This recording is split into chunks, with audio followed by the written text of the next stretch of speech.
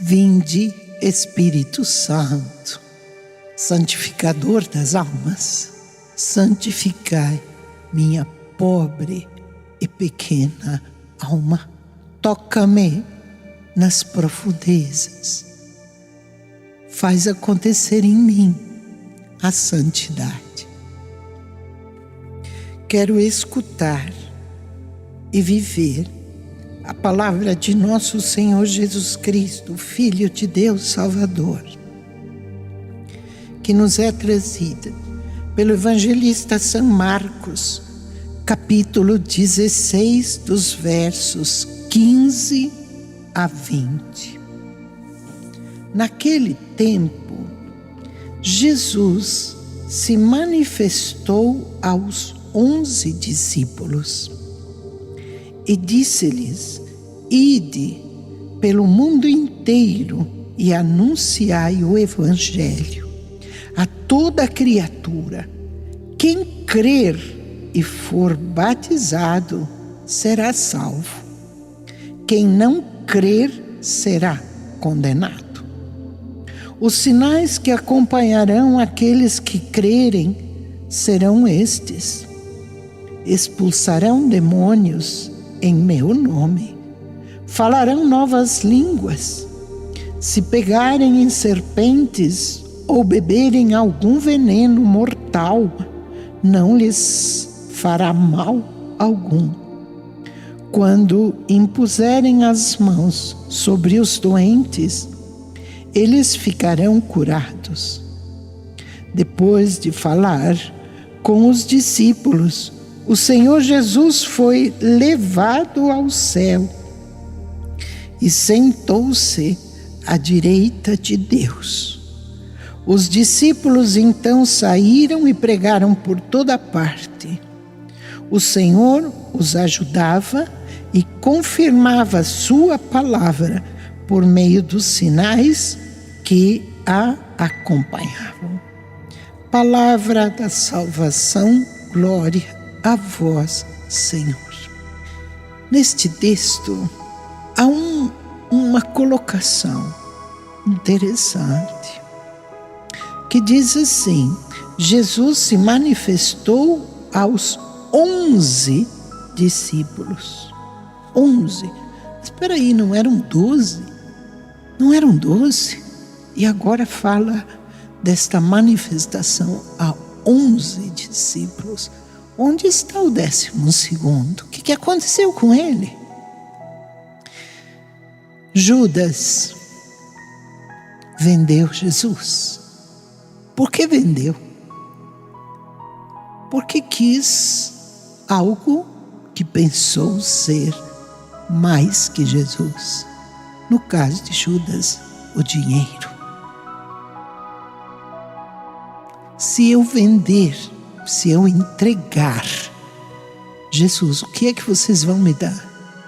30 moedas de prata, que é o preço de um escravo daquela época. Judas preferiu as 30 moedas de prata do que Jesus Cristo. Por isso já não faz mais parte dos 12. E a gente às vezes fica escandalizado, mas como é que Judas fez uma coisa dessas? E nós fazemos o quê? Qual é o nosso jeito de vender Jesus? Às vezes é um prazer, às vezes é uma honra, um posto de comando. Quantos de nós temos vendido Jesus para participar de uma organização secreta que promete honras, dinheiro, bem-estar? Vendemos Jesus. E o que aconteceu com Judas? Ele perdeu as 30 moedas e perdeu Jesus. Quando nós trocamos Jesus por qualquer coisa, nós vamos perder a causa pela qual trocamos Jesus. Judas perdeu as 30 moedas. Foi de volta e jogou no templo. Não quero. Perdeu as 30, perdeu Jesus, perdeu sua eternidade. Ah, mas a senhora não pode dizer isso. Posso sim, porque Jesus disse: Judas, seria melhor tu não teres nascido. Porque quando nós perdemos o céu, quando nós perdemos a vida eterna, realmente teria sido melhor não ter nascido. Isso é muito sério. Vamos perder a causa pela qual vendemos Jesus. E vamos perder Jesus. Então, neste texto, Jesus se manifesta aos 11, aqueles que permaneceram. Não vai se manifestar por aqueles que não o querem.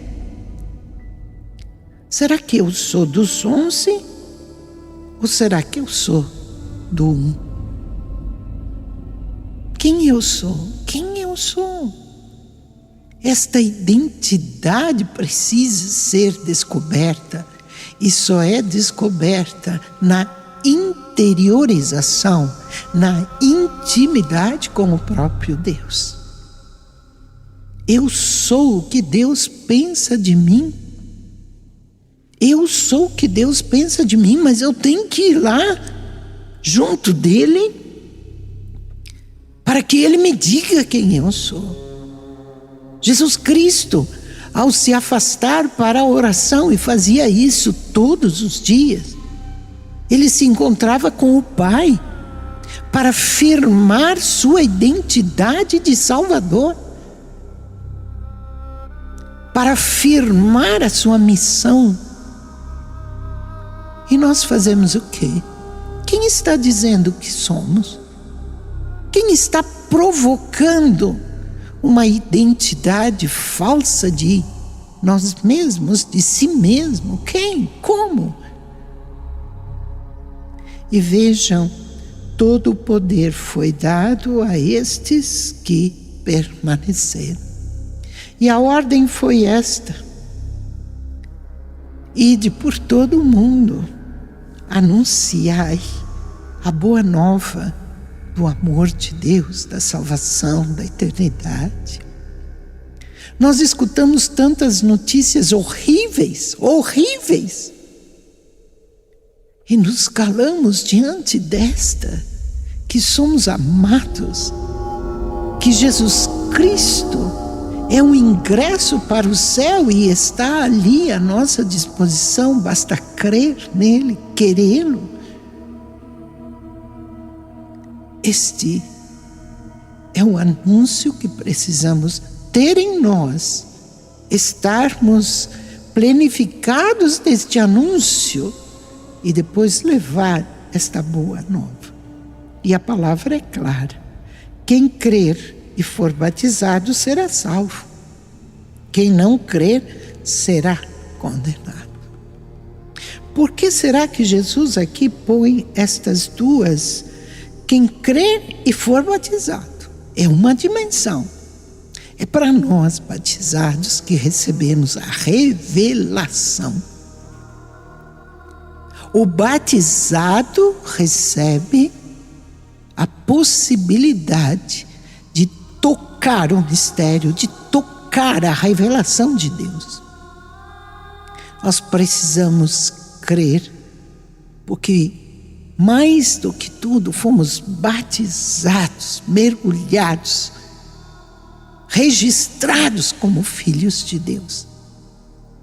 Quem crer e for batizado será salvo. É o nosso caso que temos a revelação. Quem não crer será condenado. Ou seja, aquele que não teve realmente a possibilidade da revelação dos mistérios de Deus. Encarnação, redenção, ressurreição, sua igreja que não conhece isso. Mas precisa crer naquele que fez todas as coisas. Não conhece Jesus Cristo, não por preguiça ou por omissão, mas não conhece, porque o Evangelho não chegou até lá. mas ele contempla a sua vida, contempla a criação e diz: como é grande este que criou todas as coisas. Eu creio, este também será salvo. Mas é preciso contemplar e beber disto que Deus fez e faz, e dizer: como és grande, Deus, mesmo sem conhecer o seu rosto, porque o rosto de Deus nos é revelado por nosso Senhor Jesus Cristo. Mas mesmo sem conhecer o rosto de Deus, através da observação das coisas e da própria vida, se pode chegar a isto. E é assim que se refere: quem não crer será condenado. Ou seja, quem não crer na revelação que é o batismo e a oportunidade de conhecer Jesus Cristo. Mas quem também, mesmo sem Jesus, sem o conhecimento de Jesus, olhar para todas as coisas e se encantar com o Criador, é crer e será salvo. Pensemos sobre isso. Valorizemos mais o nosso batismo e a revelação que nos é trazida pelo Filho de Deus, Jesus Cristo. Amém.